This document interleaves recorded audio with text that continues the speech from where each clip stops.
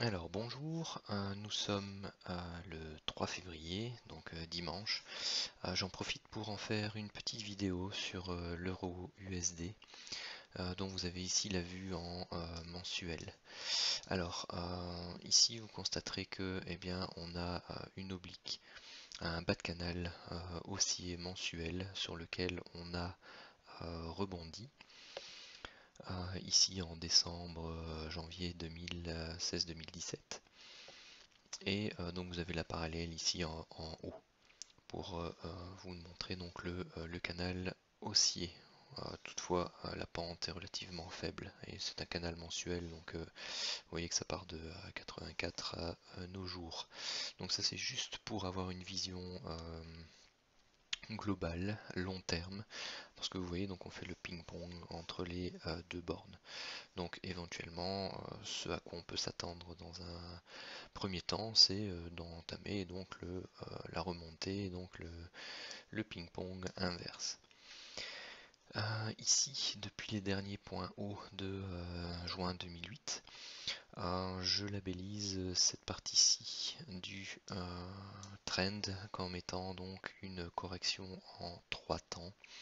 Donc une première vague d'impulsion A, ici une correction en 3 temps pour la vague B, et ensuite derrière une impulsion baissière en 5 temps, donc 1, 2, 3, 4 et 5 pour terminer ici une vague C mensuelle.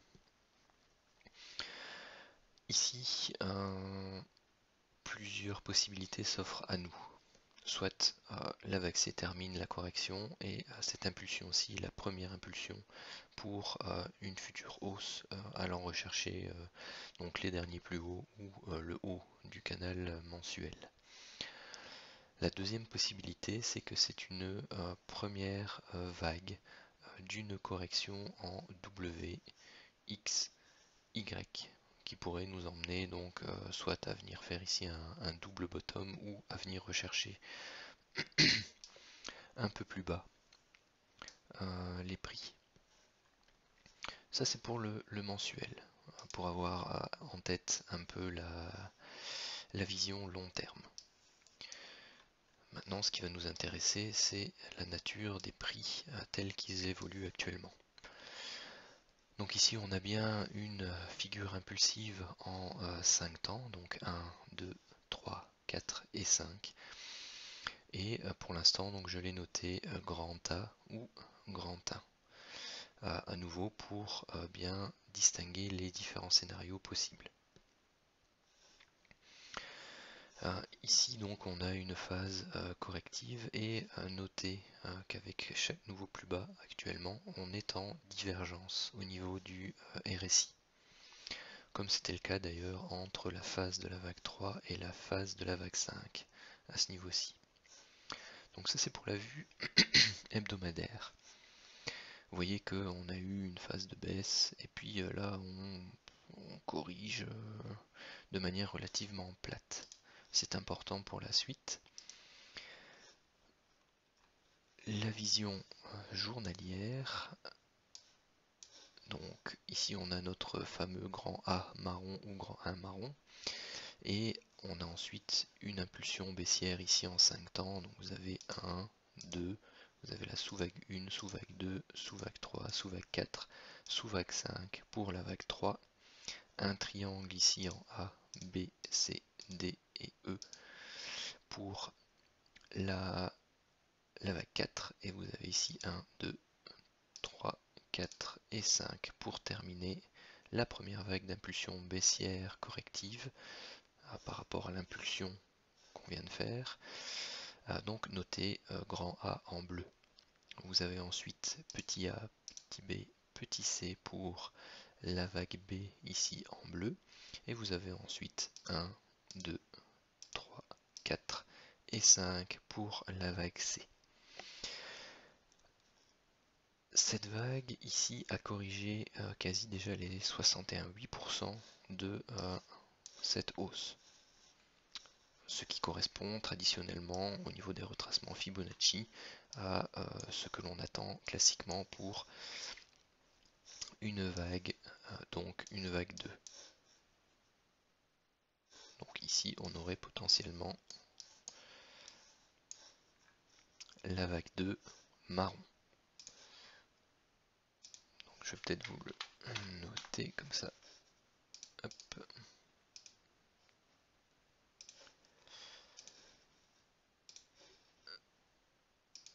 Voilà. Ou W. Ceci serait soit le point bas pour un départ pour aller commencer la vague 3, marron. Ce qui me gêne dans ce scénario-là, tout simplement, c'est la configuration que prend ici cette structure de prix. Si on devait avoir effectivement ici une vague 2, on devrait avoir une impulsion haussière en 5 temps qui viendrait éventuellement casser ici les plus hauts de la vague B afin de confirmer la reprise de la tendance haussière. Actuellement, c'est pas le cas. D'où le W, ce qui signifierait que nous avons fait ici une première phase de correction.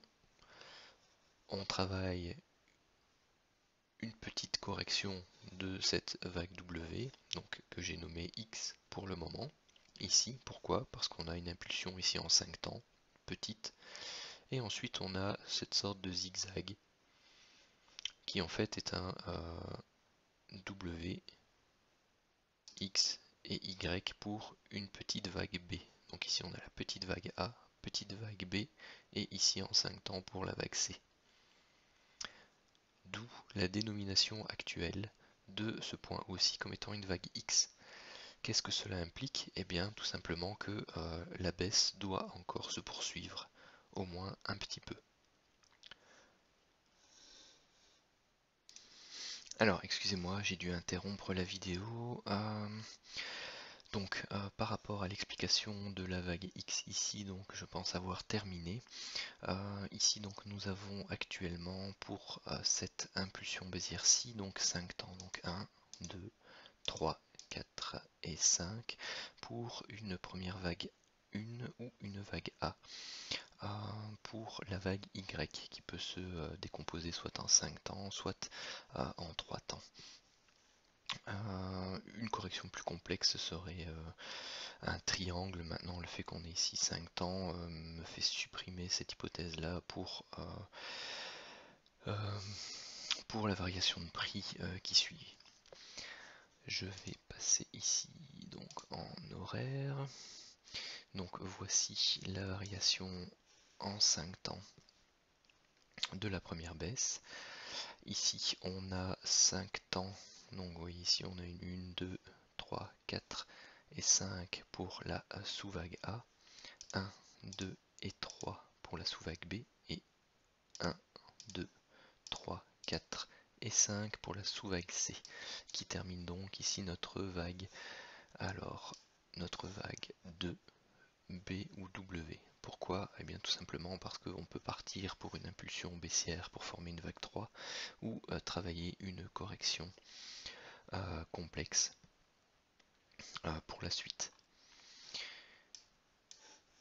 Les prix, donc si je suis en horaire, les prix qui suivent ont de nouveau réalisé une impulsion en 5 temps, donc 1, 2, 3, 4 et 5, et une correction qui a suivi. Donc on peut actuellement interpréter ceci comme une vague impulsive, donc une petite 1 ou une petite A ici en rouge, et on a retracé ici plus de 50%, juste à titre d'information, donc voilà, on a retracé 61,8% de la baisse actuelle, donc typique pour une vague 2. Ce à quoi je m'attends donc pour la suite, c'est effectivement donc que l'on reparte dans un premier temps à la baisse. Donc vous voyez ici j'ai tracé le canal qui part du début de la figure, qui reprend ce point-ci, donc de la petite vague 2 ou B rouge, et je l'ai projeté en parallèle à partir du point de la fin de la vague 1 ou A, et également aussi au niveau de la mèche ici. Ceci c'est la façon de tracer le canal au niveau Elliott, et ceci c'est la façon de tracer le canal au niveau chartiste. Donc dans un premier temps, je m'attends à ce qu'on aille rechercher ici cette zone de prix ici, donc les 1,14, 1,14,10, pour trouver le bas de canal et l'extension Fibonacci des 100% de la première vague baissière ici, reportée à partir de ce point-ci. Si le scénario est effectivement exact, eh bien tout simplement, donc le scénario d'une baisse plus prononcée, nous devrions dans la foulée donc casser cette zone de prix ici, donc celle des 1,14, ensuite venir rechercher la zone de prix des 1,12,90 et la casser. Ceci validerait le scénario journalier d'une continuation de la baisse si il s'agit effectivement bien d'une vague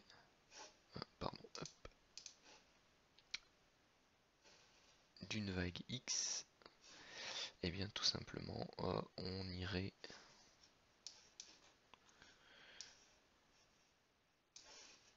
à la recherche ici des niveaux Fibo d'extension inférieure et qui se trouve pour les 100% ici au niveau des 1,02. Bon, ça me paraît dans un premier temps relativement important. D'ailleurs, je vais le mettre en orange pour qu'on les voit un peu mieux. Je pense que l'extension des 50% serait plus appropriée. Pourquoi? Parce que ça constituerait un cluster ici Fibonacci entre une extension de la vague W rapportée à la vague X, mais également à un retracement des 76 de la hausse actuelle, enfin de la hausse en 5 temps qui constitue ici la vague A ou une. Il est tout à fait possible que l'on aille rechercher des prix beaucoup plus bas, et donc la zone des 100% à ce moment-là, et bien tout simplement la vague B, parce qu'il ne s'agirait plus d'une vague 2, parce que la vague 2 ne peut pas retracer plus que les 100% de cette extension. Donc si c'est le cas, cette vague-ci devrait être définie en tant qu'une vague A, celle-ci en tant qu'une vague B, si elle se déroule bien entendu en 3 temps. Si elle se déroule en 5 temps, c'est tout simplement que nous avons ici, dans ce cas, une poursuite de la baisse et que donc la vague C qui est ici se situe plus bas. Dans un premier temps, donc, pour ne pas compliquer la vision principale, c'est rechercher une baisse pour aller titiller ici les 1,09 à partir de ce point-ci. Bien entendu, toute action qui dépasserait ce niveau-ci, eh bien signifierait que soit le décompte forcément n'est plus valide, mais que nous avons la vague X ici qui en fait n'est pas terminée. Que nous avons tout simplement ici la première partie de la vague X.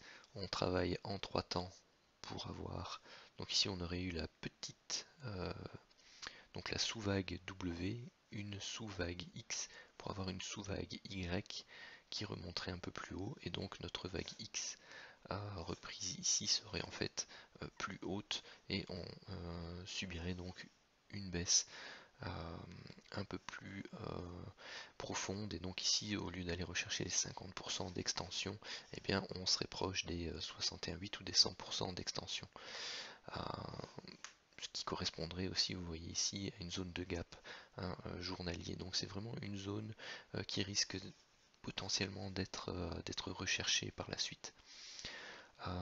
Dans un premier temps, donc moi ce que j'observerai, si j'en ai l'occasion, c'est d'essayer de prendre une vente sur des niveaux ici intermédiaires, donc si on descend en unité de temps inférieure, on voit que dans cette impulsion-ci, eh bien, nous avons déjà fait une vague 1, 2, 3, on a travaillé la 4 et potentiellement ici terminer la 5.